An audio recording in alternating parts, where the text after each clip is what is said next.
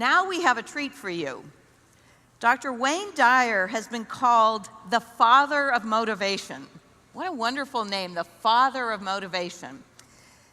Dr. Dyer is one of the world's best speakers in the field of self-development, and he's with us here today to really give us some tips, some pearls on how each of us can overcome the obstacles that we face every day in self-motivation. You ready for a treat? Please help me in welcoming Dr. Wayne Dyer.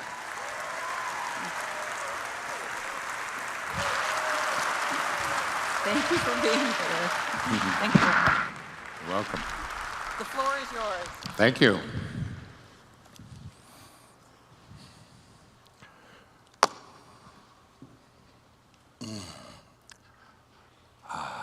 Good morning. My name is Wayne Dyer, and I'm 73 years old, and I have sex almost every day. Thank you.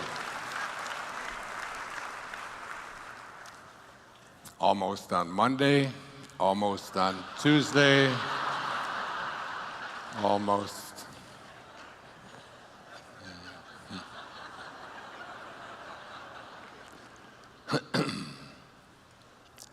Last June the 26th, a year ago, June, I made an announcement to my family, to my children. I have 8 children, 6 daughters and 2 sons.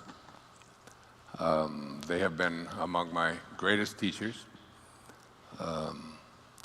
Whenever I behave in any way that is inconsistent with something that I might have written or spoken about on television,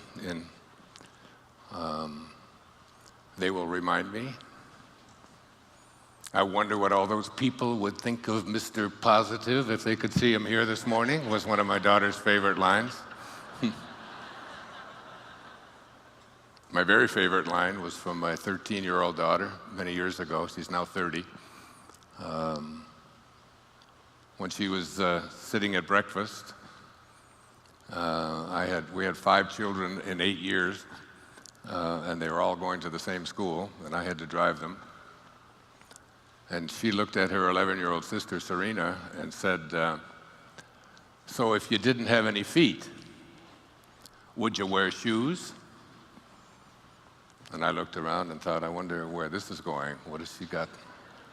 And Serena looked at her at 6 o'clock in the morning, which is not her favorite time, and said, what do you mean if I didn't have any feet, would I wear shoes? That's the dumbest thing you've ever said. Don't even talk to me. That's so ridiculous. And Summer said to her, don't get mad at me. I was just wondering why you're wearing that bra. That's, so I wrote it down,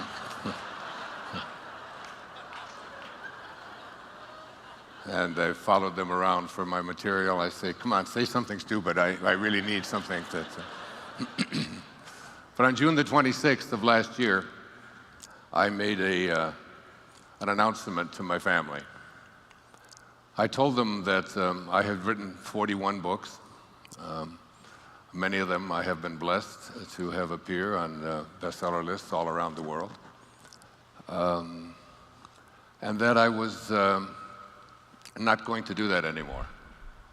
I had completed that part of my life, and I had some other things that I wanted to do, and I wanted to just sort of take it easy now. I'm 72 years old, and I don't want to have that that pressure to face those empty pages over and over and over again, as I've been doing since I was in my 30s. That was June the 26th. On June the 27th, I woke up and I began writing.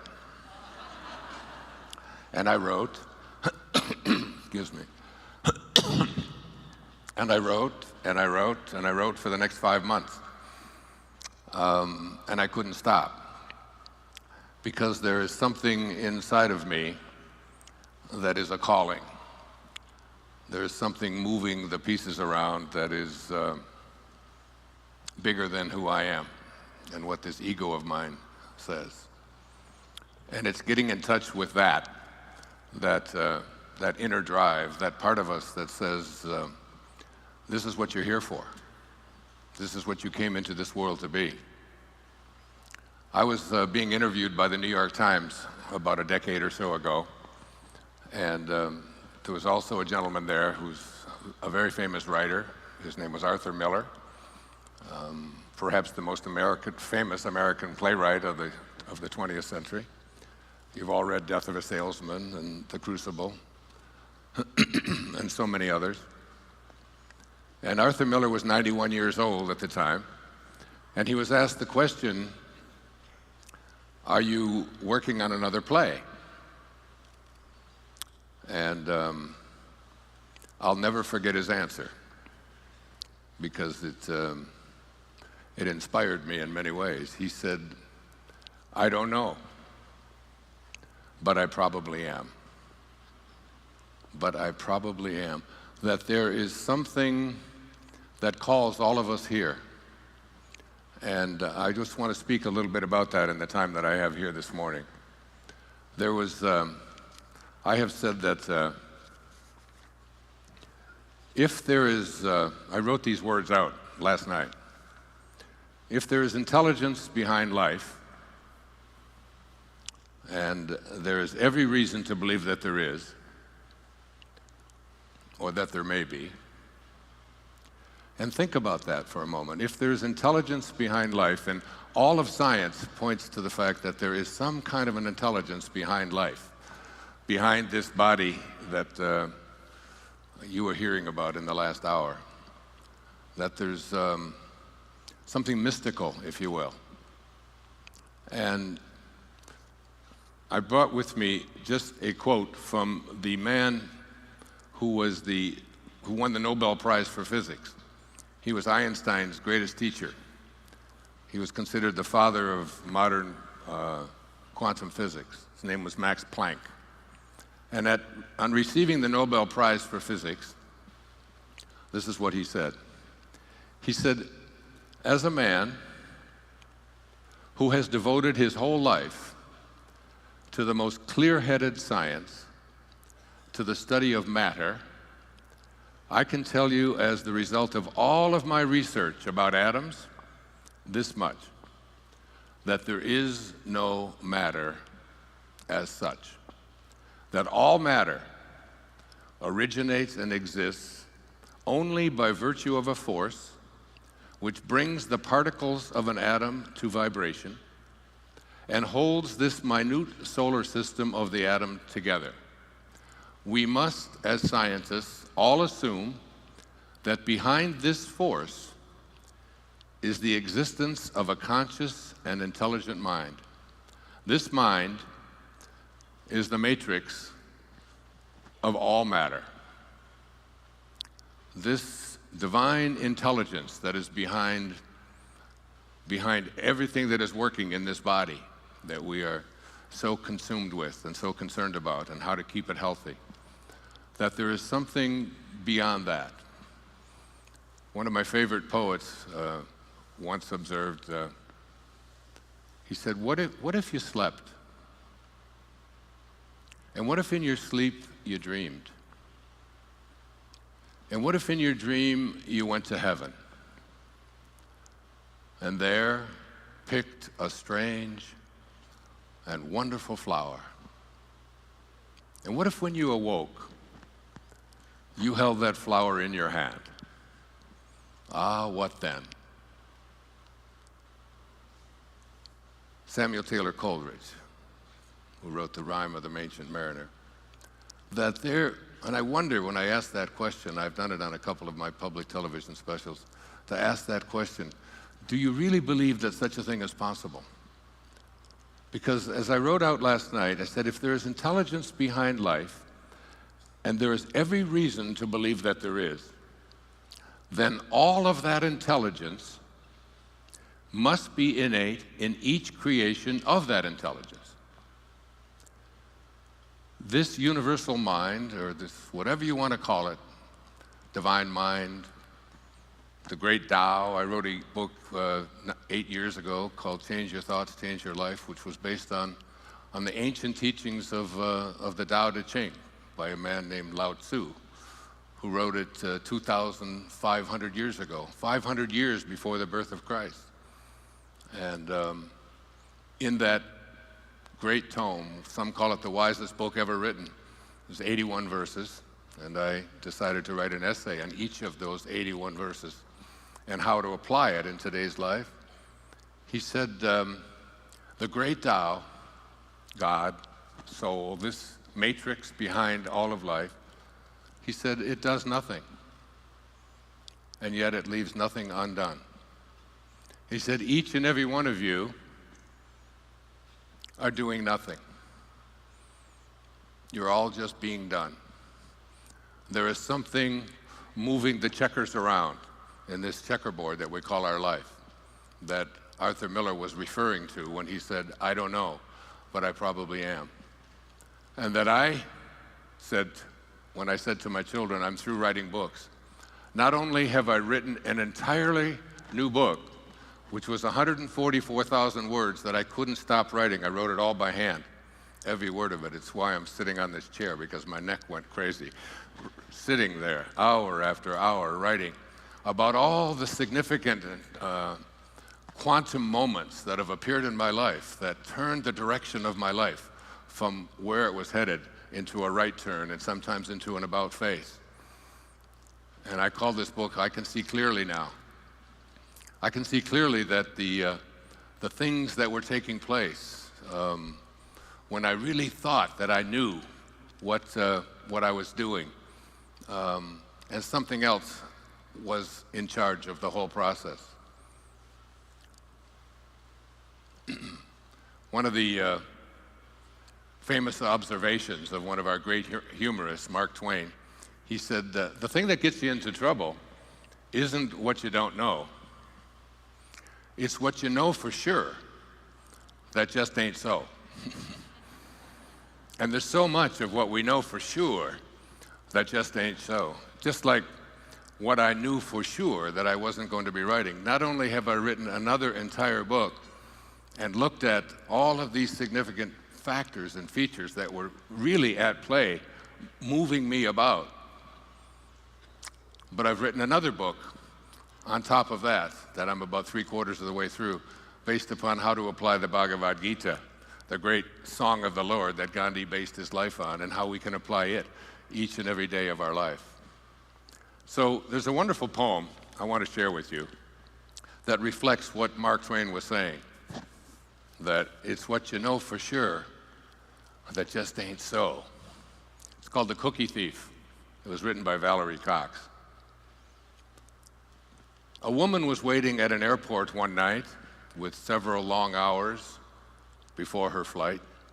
She hunted for a book in the airport shops and bought a bag of cookies and found a place to drop.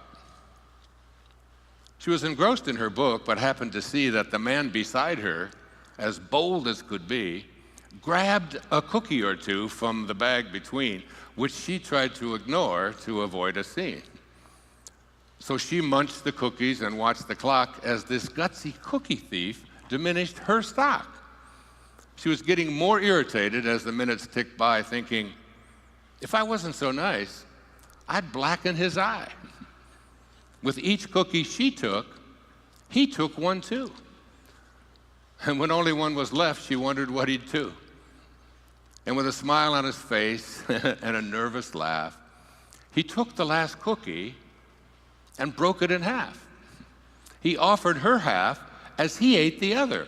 And she snatched it from him and thought, oh, brother, this guy has some nerve and he's also rude. Why, he didn't even show any gratitude.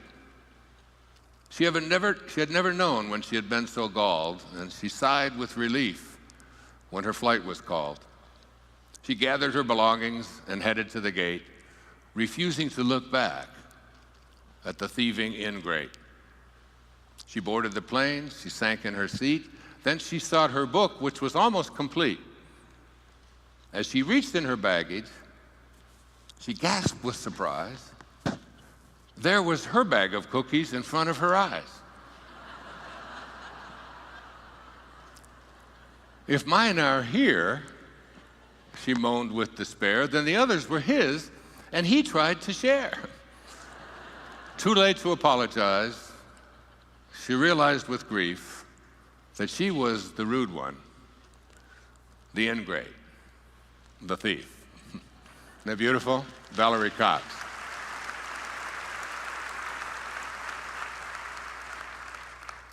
As I went through the significant moments and the significant things in my life that have brought me to this place in my life, I realized that I've been in some kind of ascended master training since the time that I was born. That if every single one of us come from this divine intelligence, which all of the quantum physicists tell us do, that particles themselves do not create particles, that everything comes from energy. This great program, all done through Salesforce, who, with your CEO, who I'm sitting next to here this morning, this was an idea. This was a thought. Everything, William Blake said, everything that now exists was once a thought, which means that everything that is ever going to exist must also be a thought. And the greatest gift that we've been given is this great gift of our imagination.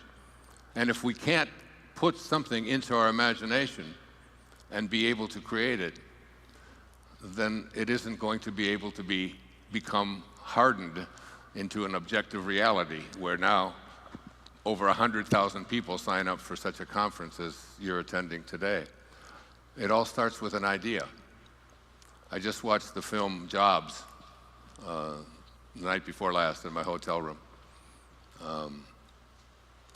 And I can really relate, even though I think he might have missed out a bit on the kindness factor, but I can relate to this notion that when you have a dharma, when you have something that you came here to do, when there's a calling that you have, when there's an excitement that takes place within you, and when you can't let go of that excitement, that's really God talking to you.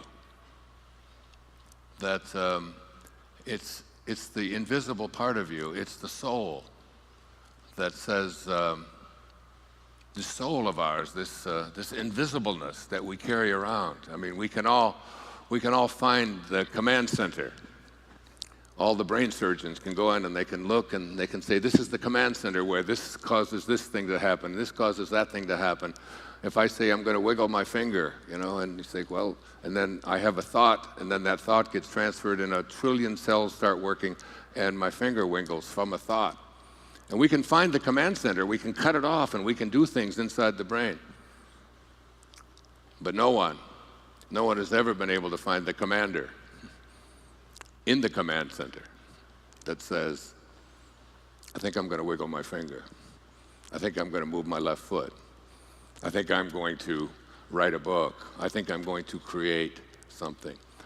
That place of being aligned, Herman Melville, writing in Moby Dick.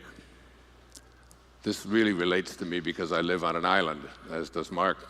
I live on Maui. He lives on the Big Island. And I'll be there tomorrow morning in the ocean. Melville said this in Moby Dick: for as this appalling ocean surrounds the verdant land,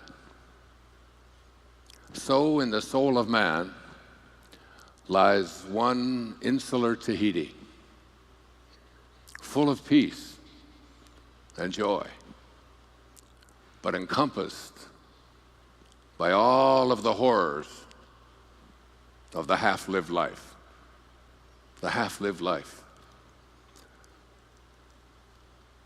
When I get to the time when I leave this body, I will never say that I lived the half-lived life.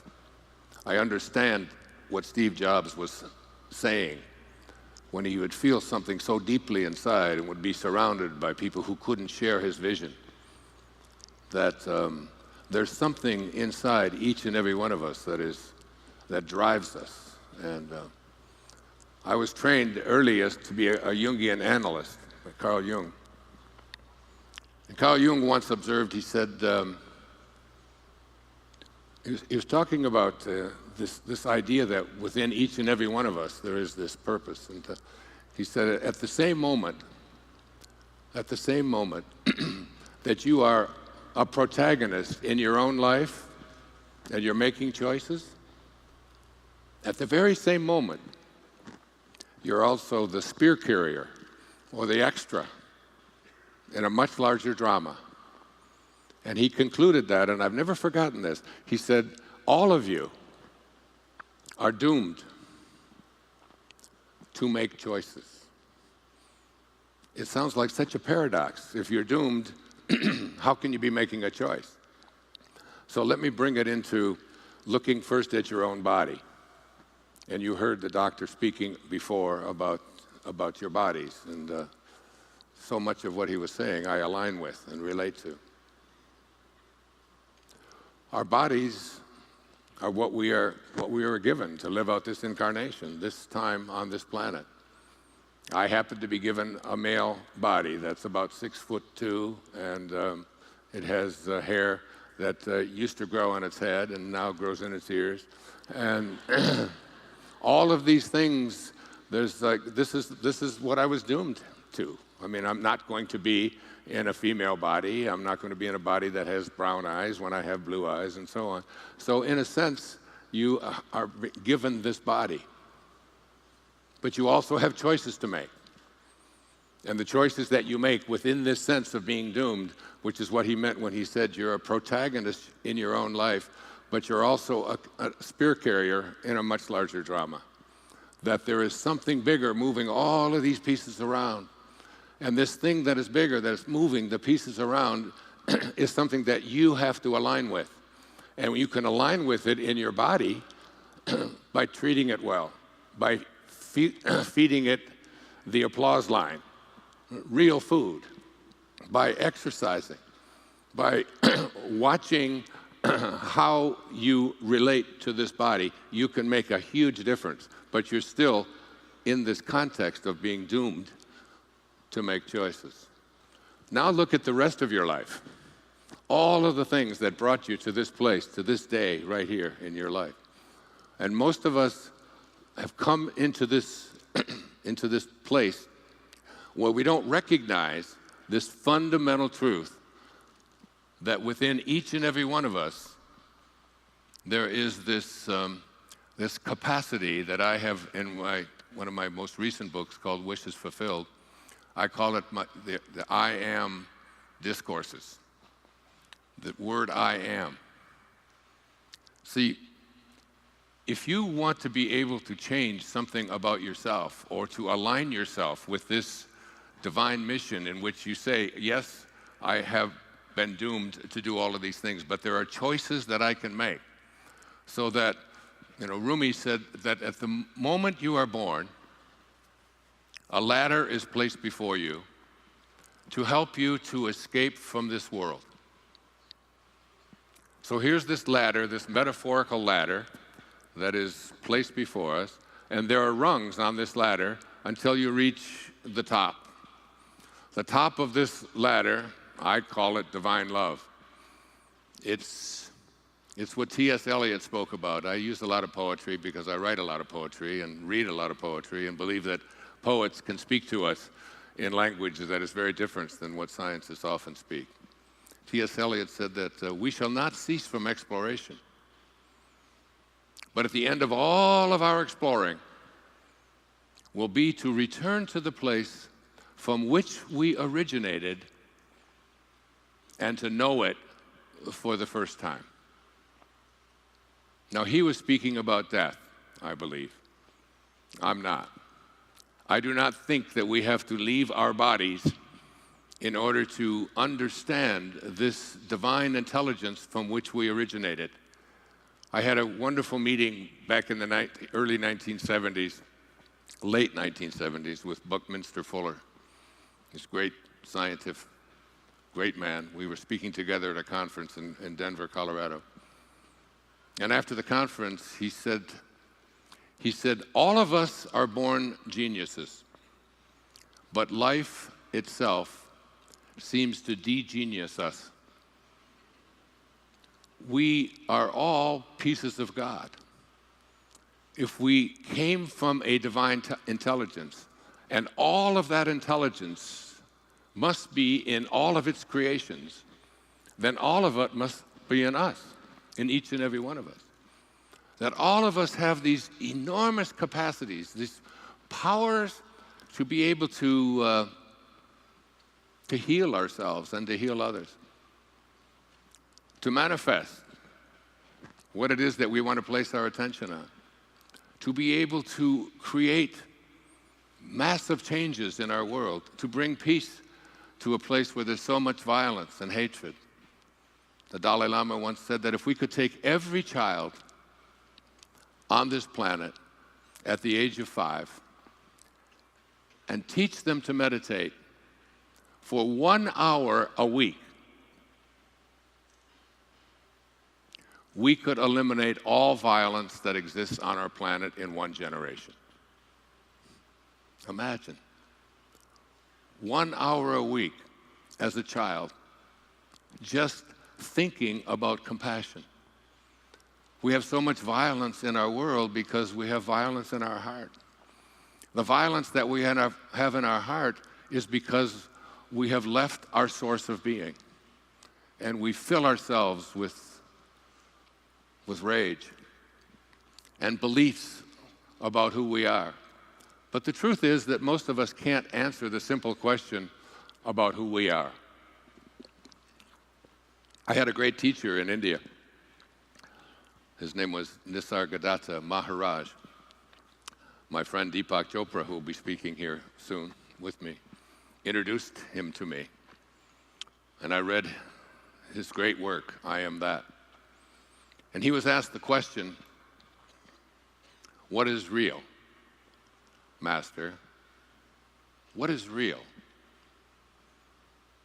And his response was, that is real, which never changes. Everything else is illusion. So, how does this apply to each and every one of us? What is there about you that has never changed? I have a picture of myself when I was 21 years old on the wall at home, and that was 50 years ago. There's not one cell of that body, that 21-year-old body, that's left here on this planet. It's all gone, every cell. And yet, I still persist. Here I am, in this body. And I sit here now in this 73-year-old body believing that this is me. But an hour from now, this body that I'm sitting in here will be a different body than the one I walked up onto the stage with. That everything in this physical domain is in a constant state of change, except for that invisible divine spark, the part of us that is real. And that part of us has a knowing about who we are and what we came here to be. Emily Dickinson, I just watched, Julie Harris just passed away about 2 months ago. And they announced that on TV, and I was watching, and she was 87 years old. And she portrayed Emily Dickinson in a film called The Belle of Amherst. She was from Amherst, Massachusetts, born in 1830. And so I ordered it. I had my children order this film for me, and they sent a copy of it to me. And it's a 2-act play. And it was Julie Harris just being Emily Dickinson, this recluse of a woman who wrote so much beautiful poetry. And she once said that, and when it was over, I watched the thing by myself in my writing space, in my sacred place. And as I watched it, I stood up when the audience stood up, and I gave her a standing ovation. for as long as the audience could. I could not stop myself. It was so brilliant and so beautiful, something I encourage you to do. Julie Harris was just magnificent. I couldn't imagine being on stage and being so brilliant for such an extended period of time. Because I could not stop for death, he kindly stopped for me. The carriage held but just ourselves and immortality. This quiet dust, she would say, holding up a handful of dust, this quiet dust was gentlemen and ladies and lads and girls, was laughter and ability and sighing and frocks and curls. This passive place, a summer's nimble mansion where bloom and bees fulfilled their oriental circuit, then ceased like these. My beautiful mother passed away last July 22nd. And 2 days later, after she was cremated, she was 96 years old, they gave us an urn with her ashes in this urn. And I held this urn up, and I look at it and I say, surely this is not my mother. Not this handful of dust. Surely all of you are not what your ego has convinced you that you are. All of my accomplishments, all of my possessions, my reputation, how I'm regarded by others, all that I own, all that I've created, this great company, surely you're not these things, because they're not real. They're not real in the sense that they're always changing, just as your body is always changing. Surely that's not you. And coming into contact with who you are is the lesson that I learned in writing I Can See Clearly Now. I lived in an orphanage the first 10 years of my life. My father walked out on his family. My mother had 3 boys in 4 years by the time she was 22.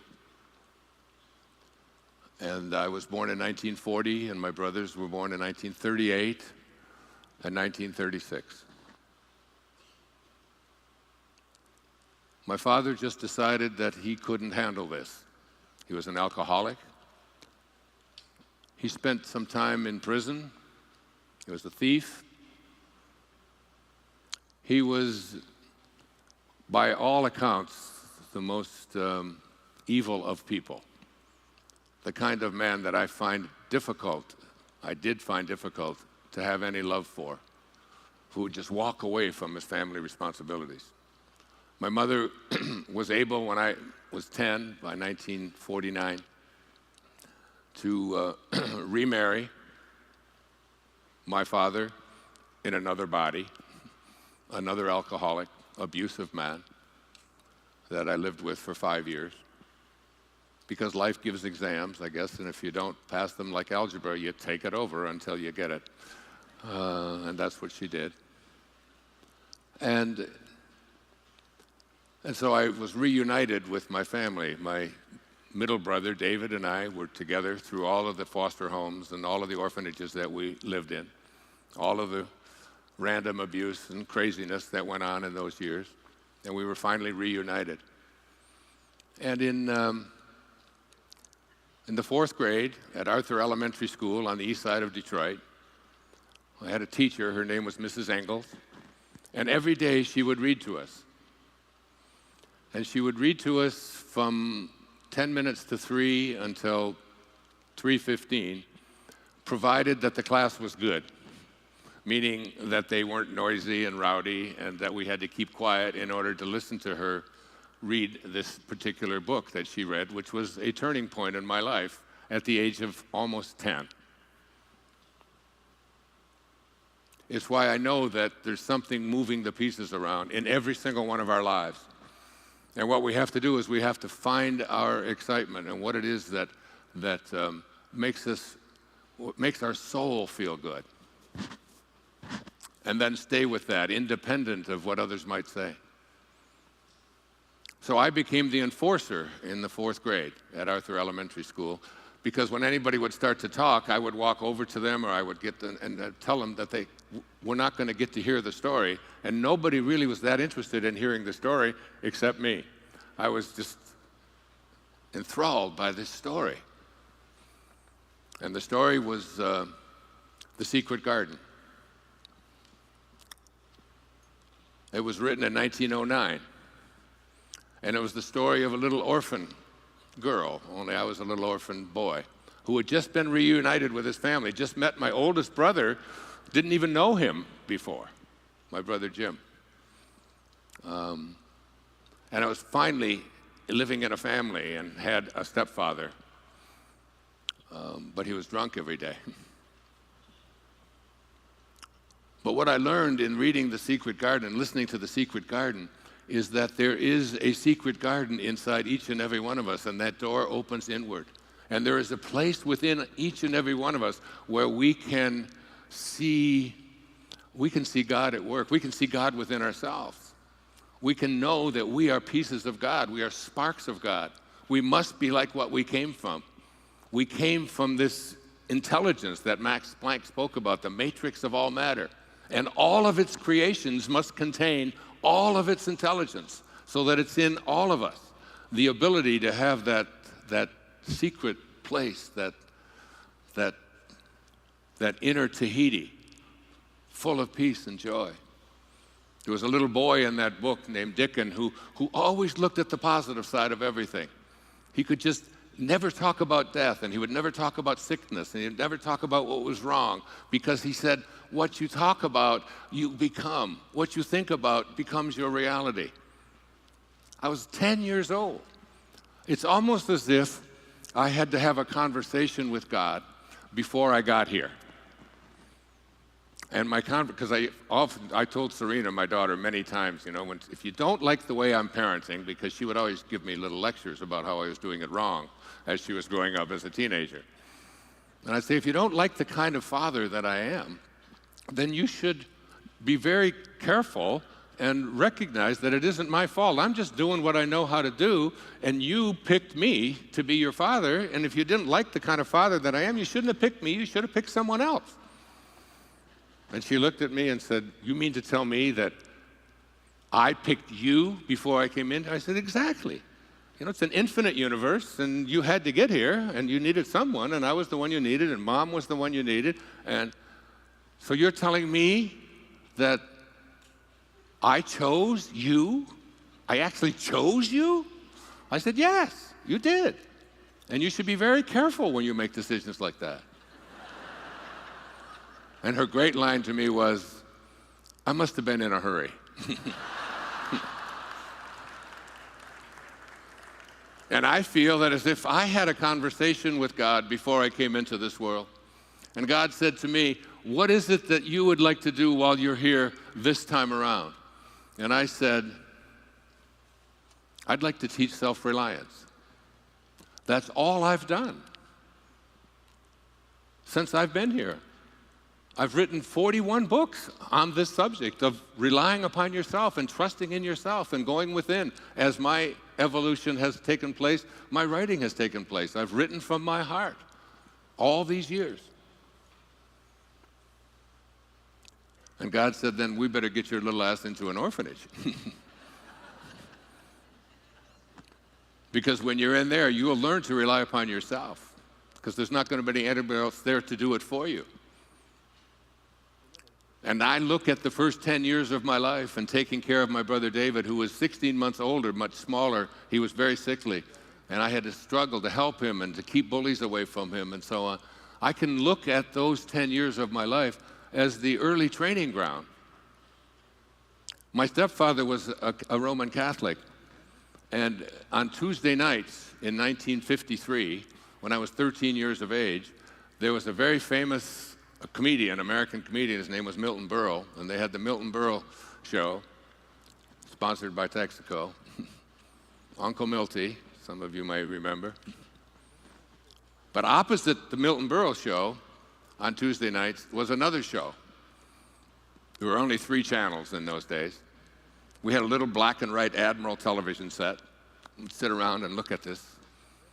And there was this man who would lecture on Tuesday nights opposite Milton Berle. His name was Bishop Fulton Sheen. And my stepfather, Bill Drury, loved to watch Bishop Sheen. And I used to come, and I was 13 years of age, and I would watch Milton Berle only on the commercials because Bishop Sheen fascinated me so much that I would actually bring a notepad, and I was taking notes on what he would say.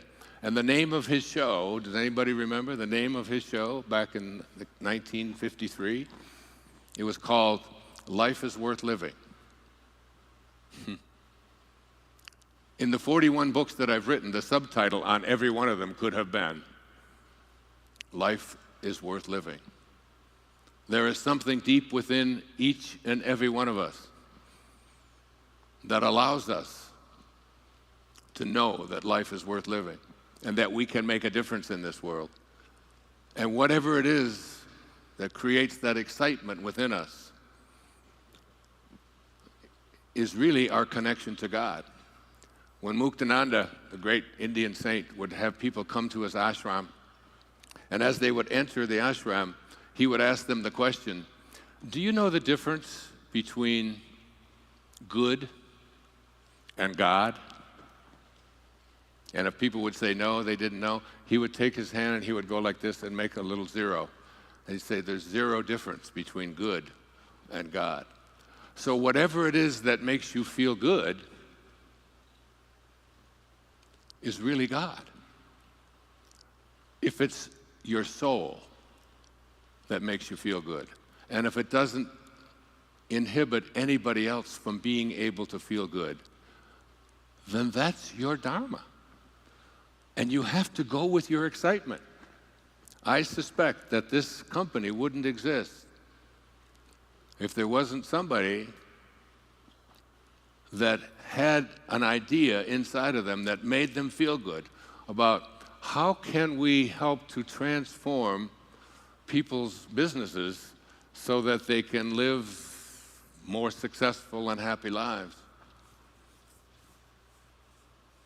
But the greatest success definition that I've ever heard happened when I was being suspended from high school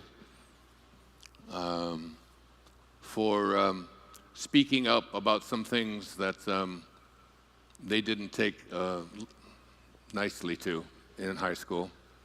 I had to fill out some forms about my father's name, my mother's name, and it was always very confusing. I never knew what to do with that, so I just wrote, "That's my business." And instead of them asking me why I would take such a stance, they sent me to the office, and I had to sit on the bench and wait for Mr. Wolf, the principal, to pass his judgment, and then he would make my mother come. And while I was sitting there waiting 3 days, they had a little book there written by Henry David Thoreau called Walden Pond. But at the back of that book was an essay on the necessity of civil disobedience. And I figured if they put that book there, that must be there for a reason. They must want people like me to read it. And so when I had my meeting with Mr. Wolf, and my mother had to come from work and take 3 buses to get there, and I explained why I had said what I said, and that we have to stand up against these silly things. And this wasn't the first time I was there in that office.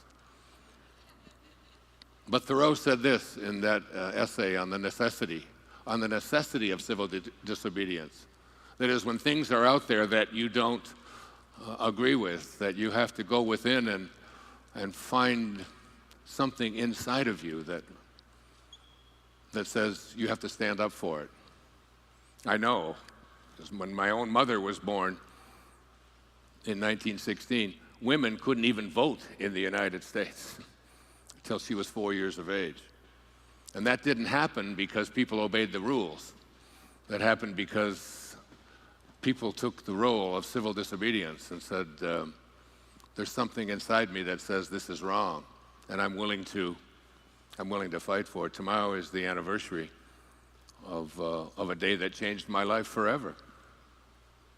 Except November the 22nd, 1963. I was a marcher during the civil rights days. I was in the United States Navy when it was segregated. I walked into a coffee shop in Havre de Grace, Maryland, with my friend Ray Dudley from Chicago, who was African American, and they refused to serve either one of us because he was black and in the uniform of the United States Navy. That wasn't very long ago. I was outraged and horrified by such conduct. And the man who said, we're going to change that, put hope in my heart. And the day that he died, I was at Wayne State University in Detroit, driving up Crane Street. It's on my Facebook page today. I wrote a whole thing about it. It's a chapter, and I can see clearly now, because I decided that I wanted to be someone who could make a difference in this world, who could end that kind of hatred and horror shows that was so present back there in the 60s and 70s. The United States Navy was segregated when I was in it, and it was an outrage to my soul. And I'd just like to say a little prayer, I guess, for the 50th anniversary of this man who made me believe that one person can make a difference. He put hope in my heart and in my soul. And Thoreau's definition of success was this. He said, if you advance confidently in the direction of your own dreams and endeavor to live the life which you have imagined, you will meet with a success unexpected in common hours. That's what my life has been about. It's been dedicated to this idea of advancing confidently in the direction of my own dreams and endeavoring to live this life which I have imagined. And the key word there is dreamed and imagined. Your imagination is your greatest gift. Anything that you can place into your imagination can harden into a reality if you follow very specific principles. I outlined them in detail in Wishes Fulfilled. If you begin to assume the feeling of a wish fulfilled, if you begin to know within your heart that what it is that you came here to be and came here to do. I was so blessed as a young doctoral student to have as a mentor a man many of you read when you were in college. His name was Abraham Maslow. He's most famous for his hierarchy of needs. At the top of this pyramid, he said, there is something inherent in each and every one of us. The base is just our needs to take care of our bodies, to feed them well, to give them enough rest, to do all of these kinds of things. And then our needs to belong, and our needs to fit in, and our needs to be loved. These are all part of this hierarchy of who we are as human beings. But at the very top is this apex, this little corner of the pyramid. It's called self-actualization. To actualize your life in the way that you came here to actualize it. And Maslow said that there are certain people who come into this world who live from a self-actualized perspective. And there's certain things about them, there's certain qualities that they possess. There's a certain way that they go about their life. And that they're very seldom understood. I thought about that a lot the other night as I was watching Jobs. I think about it as I was sitting next to your CEO, Mark. that, and I think about it in terms of my own life, because so many people are willing to come into your life and tell you what your dharma ought to be, that you should be doing this, that you should live that way, that when you place your thoughts on what other people want for you, or when you put your thoughts so much on what you don't want, or what's missing, or what you can't have. And self-actualized people don't think like that. The day that I became acquainted with Dr. Abraham Maslow was because the principal in the school where I was a school counselor got the flu. And she changed the whole course of my life that day when she got the flu. Because she got the flu and was sick, I had to address the entire parents group of the school that I was teaching at in Michigan, Mercy High School.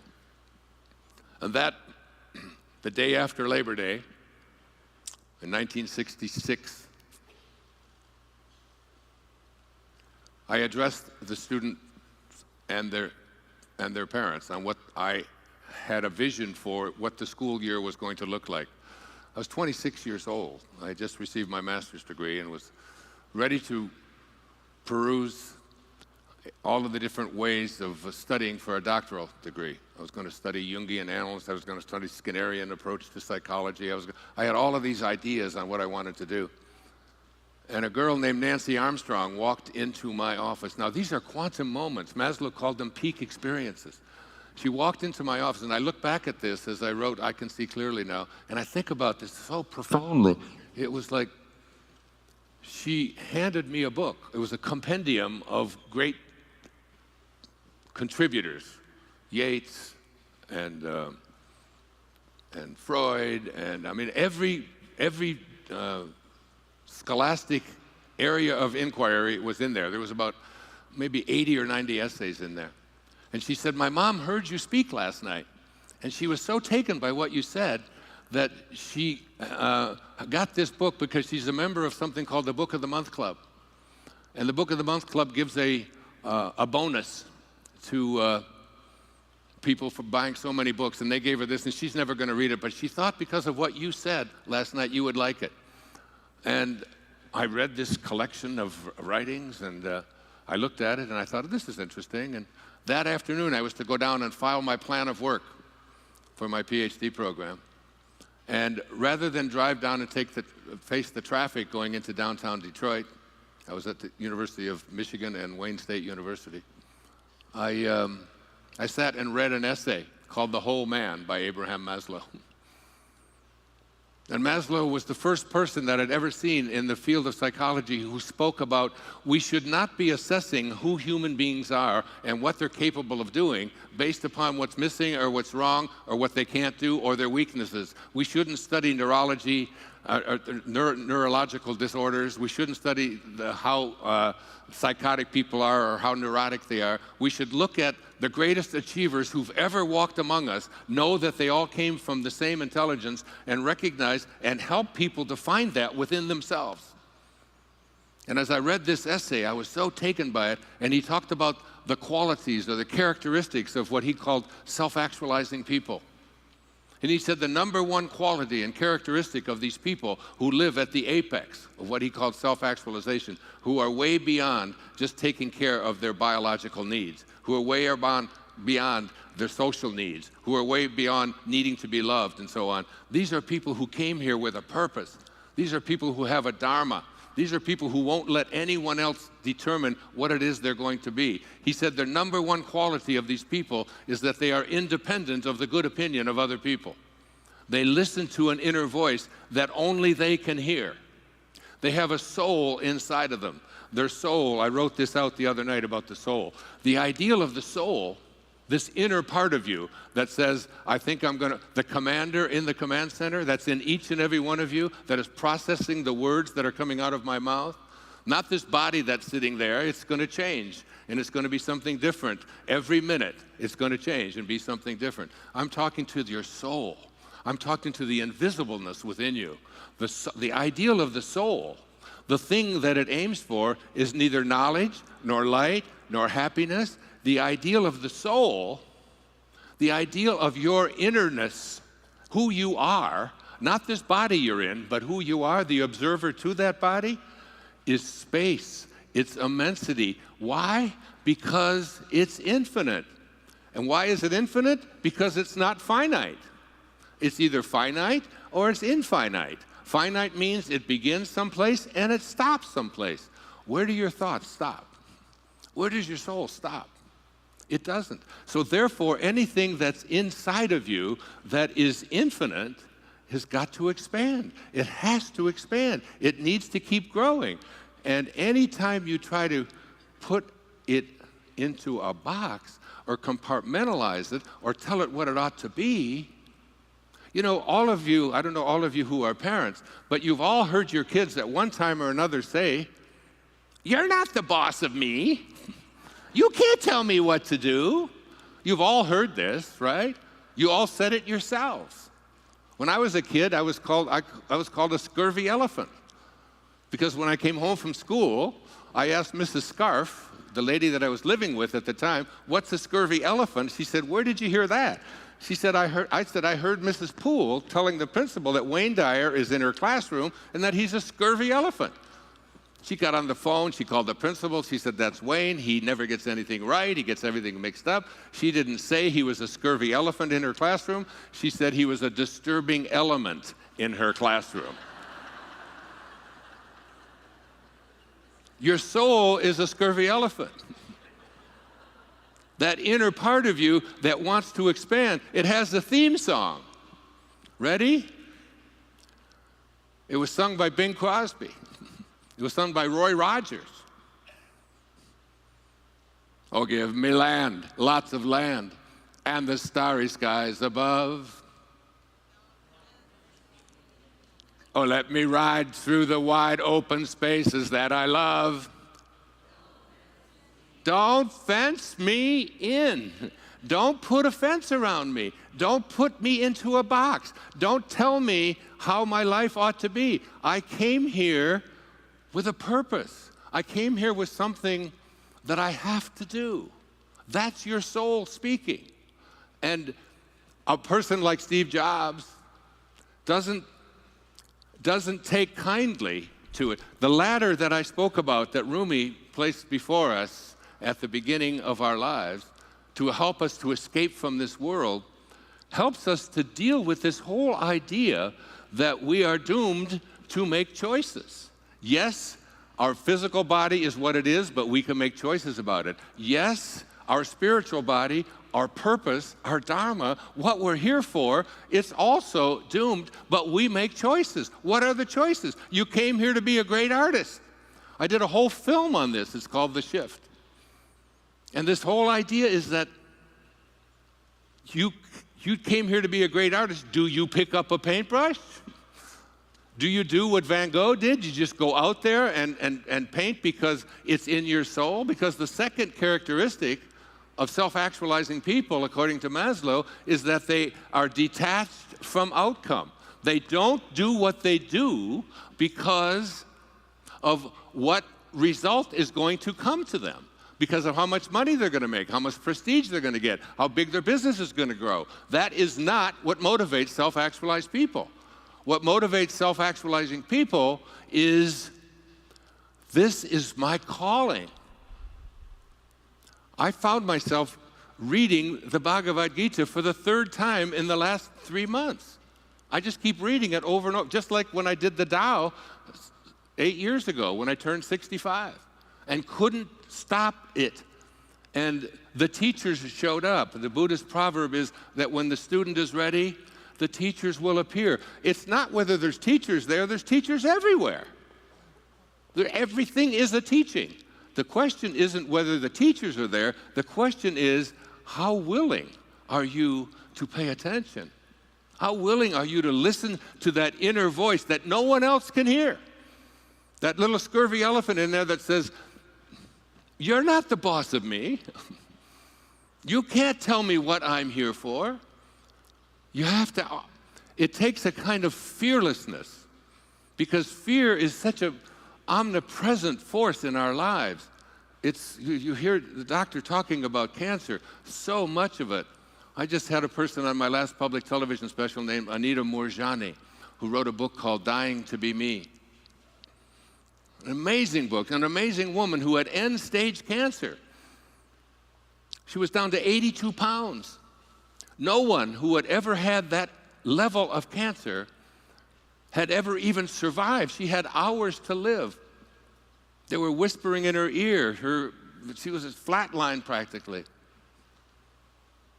And she, from the other realm, from the other vision, was told by her father, who had passed 10 years before, you can go back. You have something to teach. And she didn't want to. Now remember what Mark Twain said, and remember the cookie thief. It's not what you don't know that gets you into trouble. It's what you know for sure that just ain't so. My philosophy has always been have a mind that's open to everything and attached to nothing. Open to everything. All things are possible. Jesus said it so beautifully in the New Testament, I don't have to say it. With God, with your highest self, with this place of divine love, all things are possible. And when you have this knowing within, this is what I'm here for. This is the song I came here to play. Independence of the good opinion of other people, detachment from outcome. I do what I do because of the passion I feel. I am not here because of what you paid me to be here for. I am not here because of any need that I have to sell another book. I am not here for anything external to myself. I am here because I have a passion within me, the same passion that I felt 50 years ago tomorrow when the President of the United States, the man that I believed could change what happened to Ray Dudley and myself in Havre de Grace, Maryland, back there in 1961. That we can, when we get something into our hearts, a different kind of love. The great Peter Dunov, a great Bulgarian scholar and spiritual master, who Albert Einstein said of Peter Dunov, he said, the whole world bows before me. And I bow before Peter Dunov. Peter Dunov, in 1944, the year that he died, when the country of Bulgaria was overrun by the Nazis, was the person responsible for not one Jew being sent to the concentration camps, because he contacted the Tsar and was able to keep them from sending the people that were on the trains. It was a spiritual knowing. This man wrote over 250 books on something called divine love. A kind of love that I aspire to. A kind of love that is beyond the ego. The ego is this part of us that has edged God out, E-G-O. It's edged God out. Rabindranath Tagore, the great Indian poet, said, speaking of the ego, I went out alone on my way to my tryst. But who is this me in the dark? I step aside to avoid his presence, but I escape him not. He makes the dust rise from the earth with his swagger. He adds his loud voice to every word I utter. He is my own little self, my Lord. He knows no shame. But I am ashamed to come to thy door in his company. That's the ego. That's the part of you that says who I am is what I have and what I do and what I've accomplished and what other people think of me and how much I own. And all of those external things. Maslow said that self-actualizing people do not even see appearances. They see the unfolding of God in everything and everyone they encounter. Much like Mother Teresa, whose presence I was graced to be in 1989. She said, when she was asked the question on KTAR radio in Phoenix by Pat McMahon, my dear friend, Is there anything I can do for you, Mother Teresa, to help you with the work that you have come here to do? And she said, no. I just came here to support the homeless shelter that was built here in Phoenix, where I stayed last night. He said, but Mother Teresa, I could raise money. This is a 50,000-watt clear channel station. We go all over the United States. Could I just do anything for your ashram in Calcutta? And she said, no, Pat. She said, stand up. She was about 4'10" herself. He said, Mother Teresa, we could raise money. She said, I'm not interested in raising money. I'm here to support the homeless shelter. He said, isn't there anything that I can do? And she said, there is one thing that you can do for me. She said, tomorrow morning, get up at 4 a.m. and walk out onto the streets of Phoenix and find someone who's living there who believes that he's alone. And you convince him that he's not. It makes me cry. She said, every day I see Jesus Christ in all of his distressing disguises. This is what Peter Dunoff talked about with something called divine love. He said there are three kinds of love. There's human love, and human love is a love that changes, and it's a love that varies. And we all know that kind of love. I love you, but you forgot my birthday, not so much. I love you so much last night, but today you didn't brush your teeth, you don't smell so good. Whatever, I love you. It changes and it varies. And then he said there's what he called a spiritual love. And a spiritual love is a love that never changes, but it varies. It's the love I have for all 8 of my children and for all of humanity now as well. I try to. It's my aspiration. No matter what they do or how they may disappoint you or whatever things that they may have done that you find anathema or difficult to handle, you still love them. You still love them. It's a love that never changes. Even the parents of the people who commit these heinous crimes, they still have love for their children. It varies.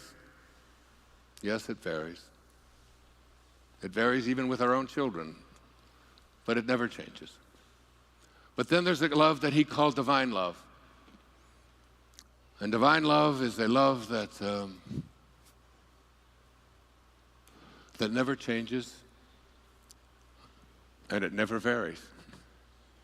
It's the love that your source of being has for you, that invisible intelligence, God, source, divine mind, Tao, Krishna, Allah, Buddha, call it what you want. The opening line of the Tao says, the Tao that can be named is not the Tao. This is the kind of love that I aspire to teach, where nothing but love comes out. The telling moment of my life occurred on the 30th of August, 1974, when I went to my father's grave after finding out he had been dead for 10 years. And I went there with a different intention on what I was going to do on his grave. I was so filled with rage and anger and hatred toward this man. But rather than do what I had gone there to do, some invisible, divine, organizing intelligence that moves the planets and grows your fingernails and beats your heart, that commander in the command center to which you are always connected, your I am presence, if you will, called me back to his grave after I cursed him for 2 hours on that Friday afternoon. And I stood there and I said, from this moment on, I send you love. Who am I? Who am I to judge you? You did what you knew how to do, given the conditions of your life. And when I left that gravesite, I was a completely changed man. Alcohol hasn't touched my lips since that day. I walked away from it. I got myself into the best shape of my life. I began running, and relationships began to change. The right people, the right woman came into my life. My children began to appear. Because when you advance confidently in the direction of your own dreams and endeavor to live the life which you have imagined, you will meet with a success unexpected in common hours.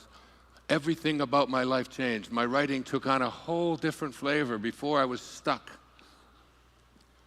I checked into a motel room, the Spindrift Motel in A1A in Fort Lauderdale, Florida, and I wrote a book that today has over 100 million copies in print in 47 languages, called Your Erroneous Zones. It came because the rage was gone. Mark Twain once said that forgiveness is the fragrance that the violet sheds on the heel that has crushed it. That's divine love. It's the love that Hafiz spoke about. Even after all this time, the sun never says to the earth, "You owe me." Just think what a love like that can do.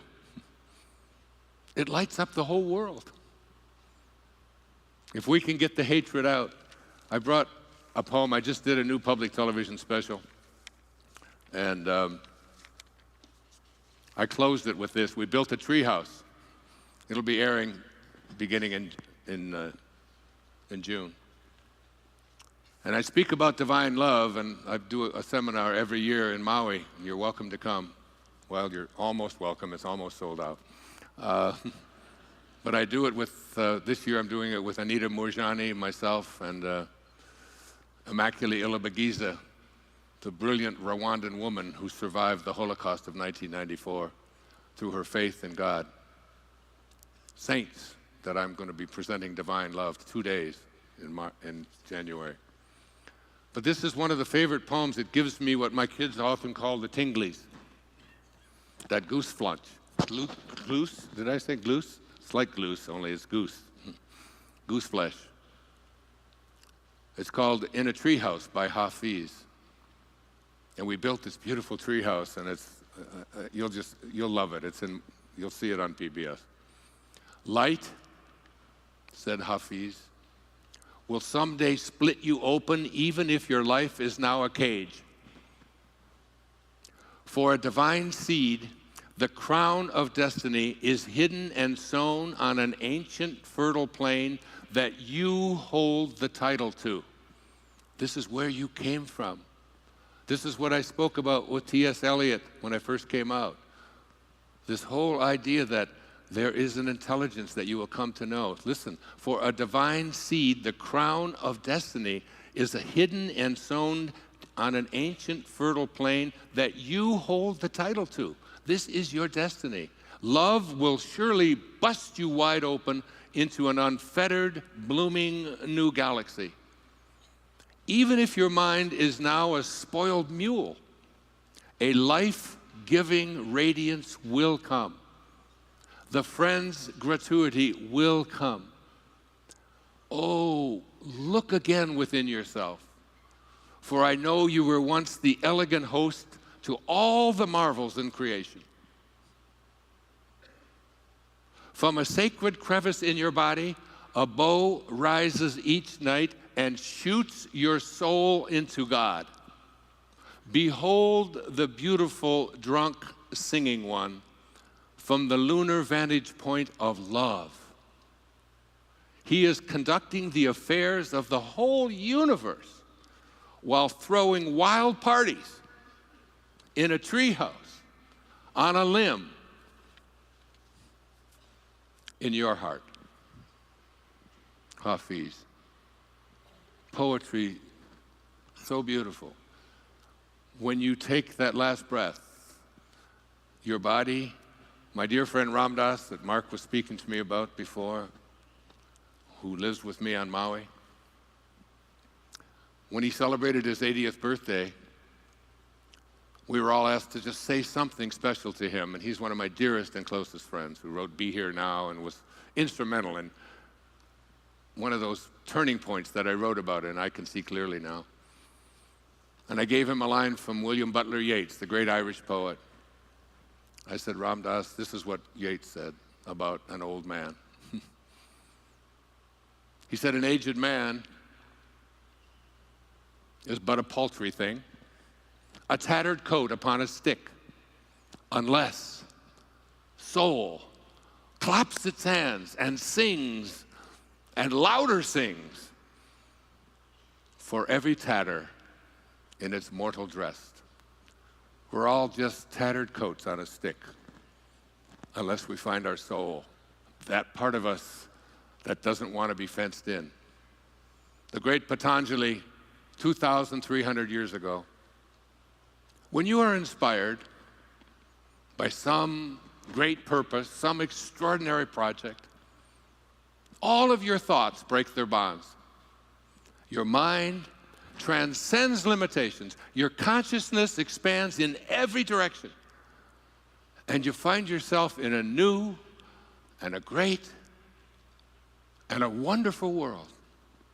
And then he said, dormant forces, that is, forces that you thought were dead and inaccessible to you, dormant forces, faculties and talents come alive.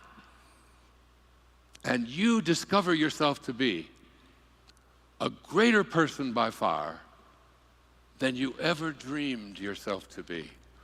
You discover yourself to be God, to be a piece of God, that intelligence that is in all of its creations.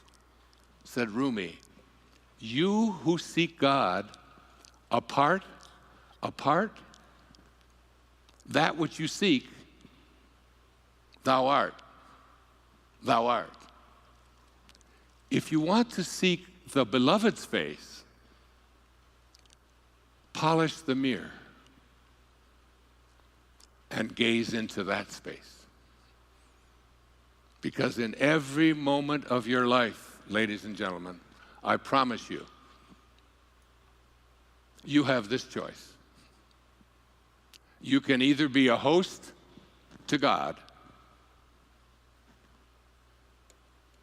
or a hostage to your ego. It's your call. Thank you, and God bless you. Thank you. Thank you so much. Thank you. Thank you. Thank you. Thank you.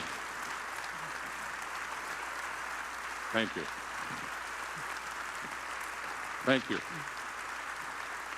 Namaste. Thank you very much. Thank you so much, Wayne. I don't even know where to start. I'm worried I'm the stubborn mule of your last poem. So this session is all about all of these folks whose lives are filled with hectic everything, thinking about their personal health. How do you define personal health?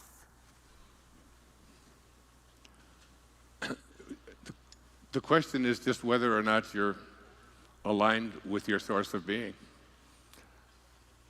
We all have one free will, and our free will is the choice to be connected to that from which we originated or disconnect from it. And the way to stay disconnected to it is not to identify with your body and its health. It came into this world at the moment it was supposed to, and it will leave, and you have choices. Melville said that God's one and only voice is silence. And Blaise Pascal, the great scientist and philosopher, said that all of man's troubles stem from his inability to sit quietly in a room alone. Learn to connect to God, whose one and only voice is silence. I do it every morning for 2 hours, and it's how I live. You'll find peace there. That's your inner Tahiti. Please join me in thanking Dr. Wayne Dyer. Thank you so much. Thank you.